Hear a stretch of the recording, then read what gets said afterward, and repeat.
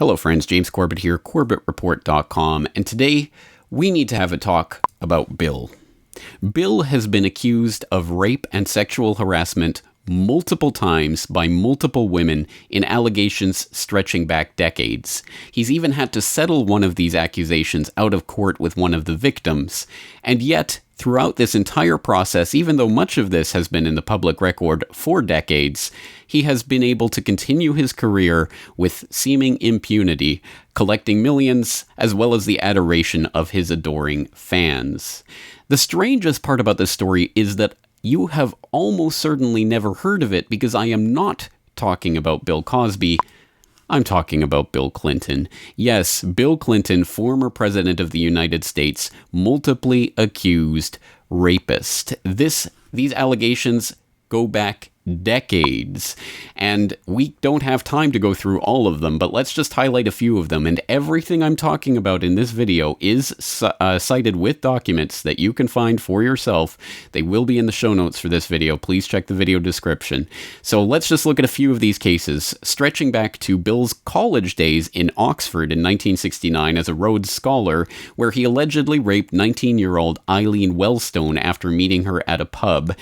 A retired State Department employee later anonymously told Capitol Hill Blue in 1999, "There was no doubt in my mind that this young woman had suffered severe emotional trauma, but we were under tremendous pressure to avoid the embarrassment of having a Rhodes Scholar charged with rape." 1972, a 22-year-old woman told campus police at Yale University that she was sexually assaulted by Clinton, a law student at the college at that time. The woman did confirm the story to Capitol Hill Blue when she was tracked down for comment years later. 1974, at the University of Arkansas, where Bill Clinton was then a law school instructor, a woman claimed that Bill tried to prevent her from leaving his office during a conference. She said he groped her and forced his hand inside her blouse. She complained to her faculty advisor, who confronted Clinton, but Clinton claimed the student came on to him. And she left the school shortly thereafter. She confirmed the story, as well as several former students at the university confirmed the story, but no punitive action came of it. In 1978, there was Juanita Broderick, who was a gubernatorial campaign election volunteer for Bill Clinton, and she had this to say. Whatever. Then what happens? Then he tries to kiss me again. And the second time he tries to kiss me, he starts biting on my lip. Just a minute. He starts to bite on my top lip, and I try to pull away from him. And then he forces me down on the bed. And I just was very frightened. And I tried to get away from him, and I told him no. And I didn't want this to happen. But he wouldn't listen to me. Moving to the 1990s, we have Paula Jones, who on May 8th, 1991, was lured to Clinton's Excelsior hotel room during a conference when he was governor of Arkansas and she was a state clerk. During that brief encounter, she said he touched her, tried to kiss her, and dropped his pants and asked for oral sex.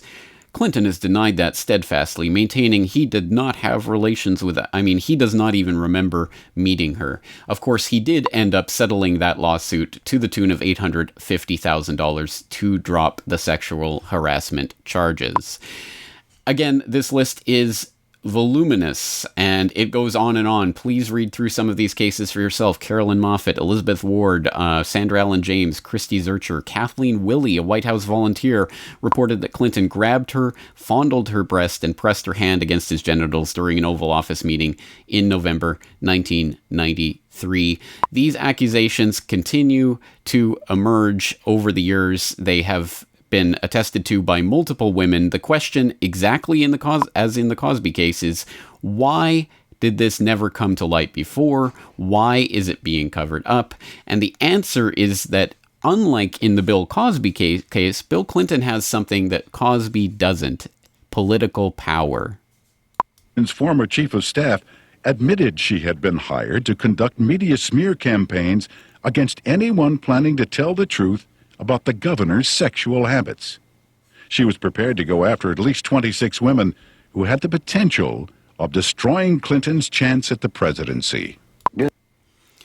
Of course, there are many dirty tricks like this that have been alleged as well as the rape accusations, and they get even dirtier when you look into the very real threat of death that a lot of these women faced, including people like Kathleen Willey, who have talked about the various dirty tricks that were played on them throughout the time when they were trying to proceed with accusations against Bill Clinton. But the question nonetheless is there, if all of this is there, and if we are told over and over again in the Bill Cosby case that questioning the women is victim blaming and that we should not engage in that practice, how come the very same people who tell us that in the Bill Cosby case are the people who say, well, every single one of these allegations against Bill Clinton is politically motivated, and thus we shouldn't listen to these women?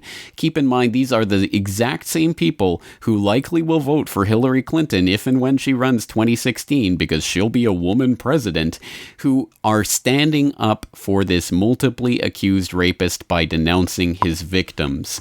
And the strangest thing is, when someone comes forward, even with very, very, very tame criticism, trying to broach this subject. It concerns me. I mean, the thing is that I think workplace violence is a serious thing. Think about your network. If the president of your network had relations with a 20-year-old girl who was there from college, I think the president of your network would be fired. We don't accept that in the workplace. And so if that's what Bill Clinton, did multiple times, really, they ought to be concerned about being associated with him. That is extremely tame criticism. And you'll note that Rand Paul is only referring to the consensual charges against Bill Clinton, Monica Lewinsky, and others there, not even the rape allegations. And yet, of course, the real liberal politics types websites will say he hits rock bottom by accusing Bill Clinton of sexual violence towards women. Yes, because even bringing this issue up is political rock bottom to people who are so brainwashed by the left-right paradigm that any accusation against their idols must be dismissed out of hand as pure craziness. I'm obviously not talking to my regular viewers now. I'm talking to people who have been sent this link or have found this link on YouTube. Please snap out of your conditioning and take a look at the two cases of Bill Cosby and Bill Clinton and tell me how they are different and why they should be treated any different. Of course, the other question is, why did the dam break for Bill Cosby? And of course it wasn't because the establishment media that had known about and had largely ignored these allegations for years and years and years suddenly decided that it was an issue. No, it was Hannibal Buress getting on stage saying, "Google Bill Cosby rape," and going viral with that suddenly it became a meme. And now when you Google Bill Cosby rape, you will see no end to the various permutations of the memes trying to bring these accusations to your attention. Can you imagine if we did a similar thing with Bill Clinton rape? Now, I would never tell people to actually use NSA adjunct privacy invading Google for any of their searching. I would say startpage.com and search for Bill Clinton rape, but you get the idea. Just do it. Search Bill Clinton rape. Make this go viral. We need to get Bill Clinton out of politics for good. Not only, and of course this is a good enough reason in and of itself because of his sexual violence towards women and his multiple rape allegations, but also for all of the other skeletons in his closet. For more on that, you can see the previous edition of my podcast, Meet the Clintons, or you can see this weekend's editorial in the International Forecaster, where I write about why Hillary Clinton must not become president. Again, there is an establishment that does try to cover up the sins of those in power. This is not a difficult thing to understand, and it is something that, if the dam is broken with Cosby, how come it's never broken with Clinton? Well, it's up to us to do it. Google Bill Clinton rape. Francine Wheeler, Sandy Hook mother. She's an actor. That's her in the sunglasses as well. Okay? And this is the wife of David Wheeler. Now, Francine Wheeler, the actress that I just showed you, was the personal assistant for this woman, Maureen White, the national finance chair for the Democrat National Committee. Okay, this is the top fundraiser for at the national level for the Democrats.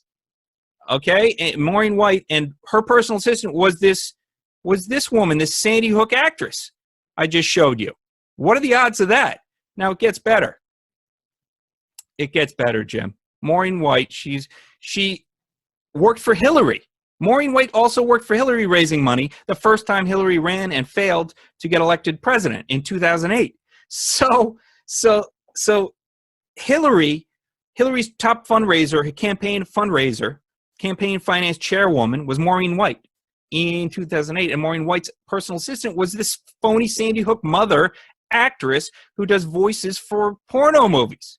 Okay, so here we have a direct connection between Sandy Hook, fake mother on the left, Francine Wheeler. In the middle, she personally assisted Maureen White in the middle, while, and I don't know if these jobs overlapped, but in 2008, Maureen White worked directly for Hillary Clinton as Hillary Clinton's top fundraiser, campaign finance chairwoman for the Hillary Clinton for President campaign 2008, the first time Hillary ran. Okay, so it turns out David Wheeler, the actor that we saw, the Hollywood actor, played two different roles at Sandy Hook, Connecticut. Two different roles in the Newtown shooting. Wheeler's first role is sloppy sniper. Wheeler's second role, a couple days later, is grieving father. So the day Newtown happened, we see Wheeler on 12 or 13, I stopped counting after about 11 or 12 TV networks, mainstream TV networks. We're going to see some clips in a minute. I caught sloppy sniper running around Newtown all day, the day the shooting supposedly happened, on all the big three, Fox, BBC, AP, Russia Today, you name it, he's on it. And then a few days later, he turns up and he's dressed in different wardrobe, different costume. He's dressed as grieving father. Okay, and there's the comparison of David Wheeler's two roles at Sandy Hook. For all those clips, if you want to see David Wheeler busted on 12 or more mainstream TV channels, ABC, NBC, O'Reilly Factor, BBC, Russia Today, you name the channel, he's on it. If you want to see all those clips in 1080p, high definition of sloppy sniper fleeing the cameras, diving behind cars at Sandy Hook, at Newtown school shooting, check out my video, Sandy Hook phony dives behind car. Sandy Hook phony dives behind car. Check out the link below in the description box for more stunning investigative work on Sandy Hook by Barry Soetoro on his YouTube channel. You know, Donald Trump and others have criticized it as pay-for-play because there were phone calls to Huma Abedin, to other people in the State Department from donors to the Clinton Foundation asking for meetings, asking for access. This is what Donald Trump had to say. It's called pay for play. Over and over and over, people who donated to the Clinton Foundation or who gave money to Bill Clinton got favorable treatment from Hillary Clinton's State Department. True or false? First of all, there's no question there were phone calls made to get appointments for people, but Mohammed Yunus, a Nobel laureate, Melinda Gates, I mean, these are people that any Secretary of State would have seen, courtesy appointments and others. Business people. There were also business people. There's no question about that. But I don't see any evidence that there was policy decisions made as a result of that, other than courtesy appointments. And people in public life are used to doing that kind of, that is, making courtesy appointments for people. I certainly did it as secretary with requests from Republicans in Congress. So I don't find it unusual. I think we do have to be careful. We have to be careful that it's not linked to policy decisions, as opposed to simply seeing prominent people that ask for appointments. Now, you've known the Clintons for a long time.